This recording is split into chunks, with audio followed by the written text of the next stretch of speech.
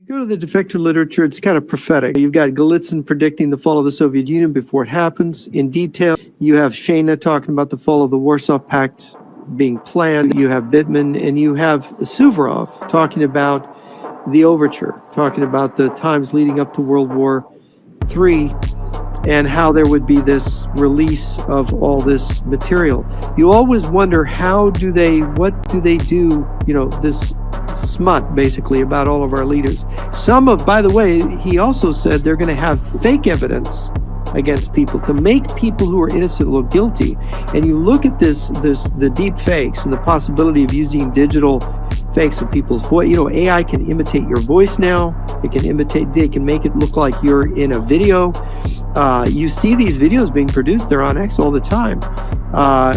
You could create massive confusion on the eve of a world war, massive distrust among people in the West, and massive disunity, which they've also been trying to do. We've talked about corruption. We've talked about how many people have been blackmailed or have taken money. There's massive corruption through the criminal communist networks in the West.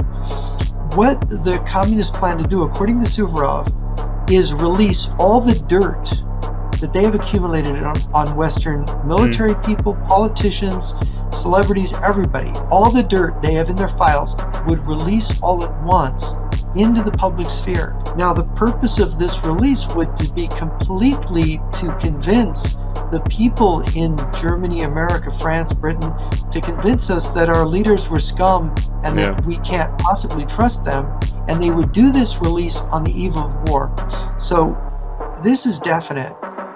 If this release happens and you see it in real time, you'll know the nukes are coming. The West's resistance against socialism is regarded as an aggressive, hostile, just the West resisting, like in Ukraine, is regarded as something that warrants possible nuclear measures. And this is what the Russian government's talking about now.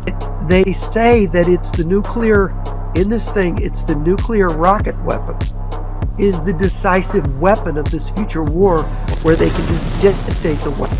And if they've made adequate preparations in Russia, they won't just merely survive, they'll thrive, they'll take over Europe, and they'll be able to divide the world with the other communist countries. So the army, the commander, written by Colonel Skurdo, who was a teacher of a defector I knew, Colonel Stanislav Lunev, and I discussed this book with Lunev and what he thought. But the little secret nugget in this book is about a future invasion of a very large Western country, which, of course, guess who that is? That's the United States. He's saying in this book, this is a very difficult operation, which could lose millions of men because of partisan warfare.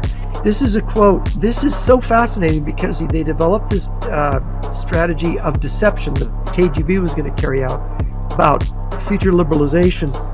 And here, this is Soviet strategy for nuclear war, talking about after you nuke the United States, what do you do?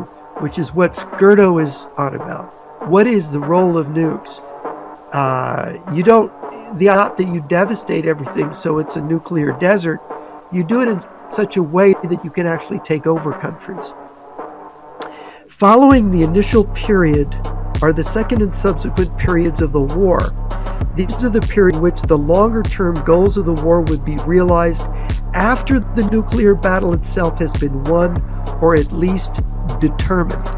These periods of the war appear to have received a great deal of attention following the conclusion of the mid-1960s, that it might well be possible to knock out of the war in one blow the nation that had considerable depth at its disposal and was prepared. That's the United States.